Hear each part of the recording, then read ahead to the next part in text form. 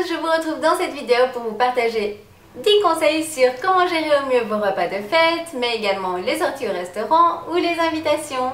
Cela se passe en 3 parties. Donc il y a d'abord ce que l'on peut faire avant le repas en question, donc en dehors du repas, pendant le repas et le lendemain. Donc commençons par en dehors du repas. Tout d'abord, avant le fameux repas en question, mon premier conseil serait si c'est un repas de prévu, vous pouvez 2 jours avant déjà faire un peu plus attention à ce que vous mangez, ne pas faire d'écart, diminuer la quantité de féculents que vous mangez. En fait, cela va permettre d'anticiper les excès. Mon deuxième conseil est de ne pas sauter de repas en prévision d'un repas plus copieux. C'est vraiment l'effet inverse que vous risquez en fait de faire à votre corps. Je vous explique. Vous allez le priver, donc lui il va être vraiment en manque, et dès que vous allez le nourrir, qui sera dans ce cas le repas qui sera plus gras ou plus sucré, et bien votre corps qu'est-ce qu'il va faire? Il va tout stocker, et donc ça ne va certainement pas vous aider à perdre du poids. Donc surtout pas sauter de repas, je ne vous le dirai jamais assez. Bien au contraire, on va arriver à mon troisième conseil qui est de ne pas aller à votre dîner le ventre vide. Prenez avant un encas sain évidemment. Si vous pouvez avec de la protéine, ça va vous caler encore mieux l'estomac. Et en fait, qu'est-ce que cela va faire? Ça va faire que lorsque vous allez arriver à votre dîner en question, vous saurez mieux résister à tout ce qui est apéritif, qui est posé sur la table pour faire patienter avant le repas. Mais également, ça va vous permettre de mieux gérer en fait votre appétit pendant le repas en lui-même, car vous n'arriverez pas affamé. Quatrième conseil, si vous avez l'occasion de faire une bonne grosse séance de sport bien intensive en fin d'après-midi avant votre dîner, ça peut également vous aider parce que votre corps va puiser en fait dans ce que vous allez manger pour sa récupération au lieu de stocker cela en réserve. Mon cinquième conseil est préparez-vous mentalement, visualisez, ça veut dire pensez à ce que vous allez vous permettre ou pas. Donc mettez-vous en situation, pensez à vous pendant la soirée, voilà, qu'est-ce que je me permets, qu'est-ce que je ne me permets pas, que ce soit au niveau alimentation, au niveau de vos boissons également. En fait, c'est beaucoup plus facile de résister et de passer une bonne soirée lorsque l'on s'est préparé avant et donc on sait exactement ce qu'on a droit ou ce qu'on n'a pas droit. Voyons en présent pour le repas en lui-même. Donc vous arrivez, la première chose en général qu'on va vous demander c'est qu'est-ce que tu veux boire? Alors mon sixième conseil serait de vraiment limiter votre consommation d'alcool et de soda, car il faut savoir que les calories additionnées des différentes boissons que vous pouvez boire sur une soirée peuvent être vraiment très importantes. Cela peut être en fait autant de calories de boisson que de votre repas et parfois même plus. C'est vraiment impressionnant. Il en est de même pour les cocktails à base de fruits qui contiennent de l'alcool, des fruits, du sucre, etc. Donc on peut se dire oh il y a des fruits c'est sain, mais malheureusement ça apporte quand même pas mal de calories. D'ailleurs je vais vous partager avec vous quelques chiffres pour que vous voyez par vous-même. Donc un verre de soda, alors Coca, Fanta, Sprite, je vous donne des moyennes, va tourner aux environs de 100 calories par verre. Une coupe de champagne, on est également à 100 calories, une bière 140 calories, un verre de vin 100 calories, un verre de cognac on monte à 200 calories, un martini 210 calories, un verre de whisky 380 calories et l'eau 0 calories. Et non, je ne vous dis pas de boire que de l'eau pendant votre soirée si ce n'est pas ce que vous désirez, mais je voulais simplement attirer votre attention sur le fait que cela représente beaucoup de calories. Donc gardez votre eau en tant que boisson principale. Si vous buvez de l'alcool, d'office, prévoyez un verre d'eau entre chaque verre alcoolisé et ayez toujours un verre d'eau à votre disposition à portée de main. Pour vous donner une comparaison, en fait, 2 verres de vin, c'est autant de calories qu'une portion de féculents. Donc si on additionne le nombre de verres de vin qui peuvent être bu sur une soirée, ça pourrait faire l'équivalent de beaucoup de féculents. De plus, il faut savoir que l'alcool diminue l'élimination des graisses et peut augmenter l'appétit. Donc ce sont encore 2 points quand même importants à avoir en tête.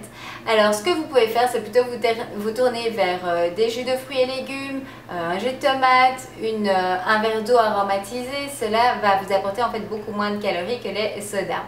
Pensez dès à présent au dîner que vous allez avoir et décidez pour vous le nombre de verres que vous allez vous permettre. Par exemple, voilà, je m'autorise 2 verres de vin pendant le repas et le reste ce sera de l'eau. Et donc pensez à avoir toujours un verre d'eau à proximité comme je vous l'ai déjà conseillé. Pour mon 7e conseil, en fait, après avoir proposé une boisson, souvent vous allez vous installer devant une table remplie de petits apéritifs pour vous faire patienter en fait en attendant le repas.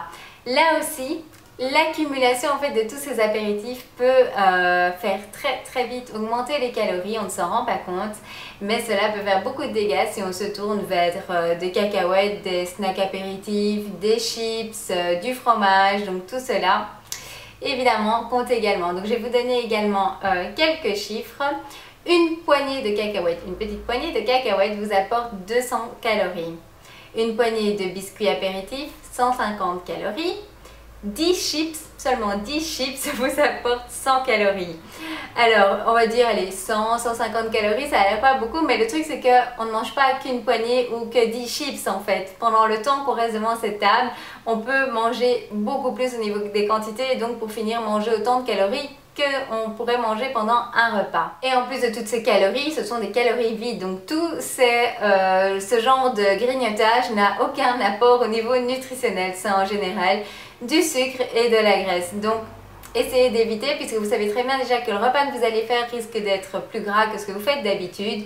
Donc si vous pouvez préserver ces calories-là, ça va déjà vous aider. Alors, souvent on peut retrouver sur ces tables d'apéritifs des crudités. Donc là évidemment c'est parfait, vous pouvez vous faire plaisir, c'est un apport en plus en légumes.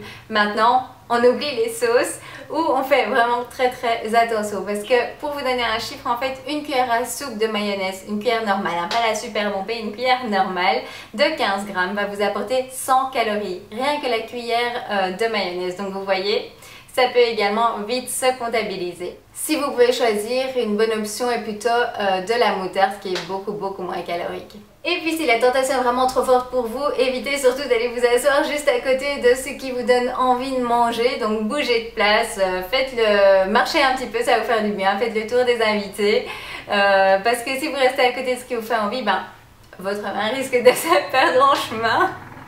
Et puis aussi surtout n'hésitez pas si vous êtes invité à proposer, à ramener vous quelque chose pour l'apéritif. Et à ce moment-là, vous pouvez faire vraiment ce que vous aimez, que ce soit des bâtonnets de carottes, de concombres, des tomates cerises, des morceaux de choux, ça pourrait même être des tranches de tomates mozza. Voilà, des choses que vous savez que vous pourrez manger sans culpabiliser. Et puis souvent en fait ce genre de choses a beaucoup de succès aussi bien au niveau des adultes que des enfants.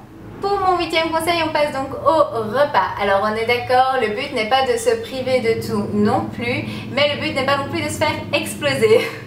Mais c'est souvent ce qui arrive au niveau des repas de fête. En tout cas, on a tendance à vraiment surconsommer. Donc vous pouvez manger un petit peu de tout et laisser sur le côté ce qui est moins intéressant au niveau nutritionnel. Alors il y a deux possibilités. Soit c'est sous forme de buffet et là c'est vraiment l'idéal parce que vous pouvez choisir ce que vous mangez. À ce moment-là, je vous conseille de commencer d'office par les légumes et la protéine de préférence maigre. Et alors, si vous le souhaitez, prendre un petit peu de féculents s'il y a complet pour vous faire plaisir. Si c'est le même menu pour tout le monde, et bien à ce moment-là, dans votre assiette, commencez également par manger d'abord les légumes et la protéine, mangez à votre aise et peut-être que quand vous aurez terminé, vous n'aurez déjà plus faim, donc vous ne devriez pas manger les féculents ou n'en manger qu'une petite quantité. Au niveau du dessert, demandez une petite portion de dessert, tout simplement. S'il n'y a pas de dessert, on va dire plus léger, bien, il n'y a aucun souci à demander une petite portion. Vous pouvez tout simplement dire que vous avez déjà bien mangé et donc une petite portion vous suffira pour vous faire plaisir. Et n'hésitez pas à demander un thé pour rester à table avec tout le monde pendant le moment du dessert sans pour cela devoir vous avaler encore 400 calories supplémentaires. Les choses à éviter à table, évidemment les sauces comme on vient de le voir, une cuillère à soupe mais pas bombée, donc de 15 grammes vous apporte déjà rien qu'à elle seule 100 calories, donc ça peut faire augmenter très vite les calories de votre repas. Évitez le pain et le beurre, ces petites choses qui sont très tentantes sur la table peuvent vraiment faire des dégâts. Il faut savoir qu'une tranche de pain avec une cuillère à café de beurre, donc c'est vraiment pas grand chose, peut vous amener déjà 150 calories supplémentaires. Et alors évitez également de vous resservir, c'est certainement pas nécessaire, une assiette devrait vraiment vous suffire. Mon 9e conseil est de prendre le temps de savourer ce que vous mangez. pensez à ce que vous mangez. Souvent quand on est en groupe et que les conversations vont, eh bien on mange mais vraiment sans prêter attention à ce qu'on est en train de manger. Et donc du coup on peut manger beaucoup plus au niveau des quantités. Souvent en fait en trop grosse quantité par rapport en tout cas à ce que notre corps a besoin. Prenez donc le temps de bien mâcher ce que vous mangez. Normalement, on devrait mordre, mâcher 15 à 20 fois chaque bouchée afin que notre corps lui est plus facile après à digérer ce que nous mangeons. Je vous conseille de faire le test pour vous-même et de regarder combien de fois vous mâchez une bouchée. On peut être vraiment très surpris et donc cela va vous permettre non seulement d'avoir une meilleure satiété mais également de manger moins vite. Une autre astuce pour pouvoir manger plus lentement est simplement de déposer vos couverts entre chaque bouchée. Donc cela va vous permettre de manger plus lentement. Pour mon 10e conseil, en fait là on passe à après le repas. Donc il faut essayer de reprendre vraiment directement une nutrition équilibrée. Donc voilà, vous vous êtes préparé pour le repas en question, vous vous faites plaisir. Mais directement après, dès que vous quittez en fait ce repas, reprenez vos habitudes normalement. Il faut savoir que les écarts que l'on fait vont prendre 48 heures à se stocker dans le corps. Donc si vous reprenez en fait directement votre rééquilibrage alimentaire, il se peut même que vous ne voyez aucun dégât par rapport au plaisir que vous serez fait, tout simplement parce que le corps n'aura pas eu le temps de les stocker. Si vous vous laissez aller pendant 2-3 jours au niveau alimentaire, non seulement vous risquez à ce moment-là de stocker les excès, mais également vous allez avoir beaucoup plus de mal à reprendre le contrôle. Si maintenant vous trouvez que vous avez fait trop d'écart ou trop d'excès par rapport à ce que vous auriez voulu, vous pouvez par exemple les 2-3 jours qui suivent faire plus de jus, en fait des jus de légumes, des jus de légumes et de fruits qui vont aider en fait à nettoyer votre corps et à éliminer. Donc vous pouvez en faire plusieurs par jour. Vous pouvez également dès le lendemain faire une bonne séance de sport afin d'aider votre corps en fait à éliminer les excès. C'est vraiment très efficace. Et pensez aussi lorsque vous avez fait un excès qu'en fait le jour d'après il faut vraiment être gentil avec son corps. Pensez à votre corps et laissez-lui le temps en fait de récupérer. J'espère que ces conseils vous aideront à mieux gérer vos sorties, vos invitations, vos repas de fête et pensez au fait que ces conseils sont là pour vous aider à préparer les repas en question pour ne pas devoir vous prendre la tête pendant cela.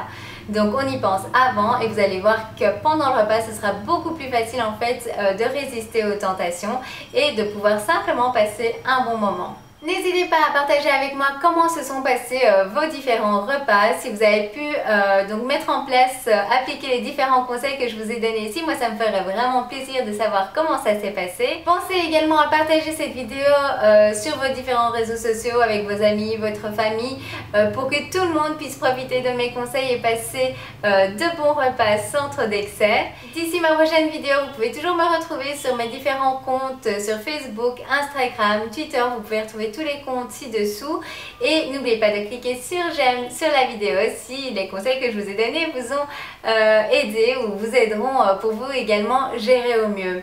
D'ici la prochaine vidéo, je vous souhaite de prendre soin de vous. Pensez à faire ce qui est bon pour votre corps, pour votre santé et être en pleine forme. Je vous embrasse très fort.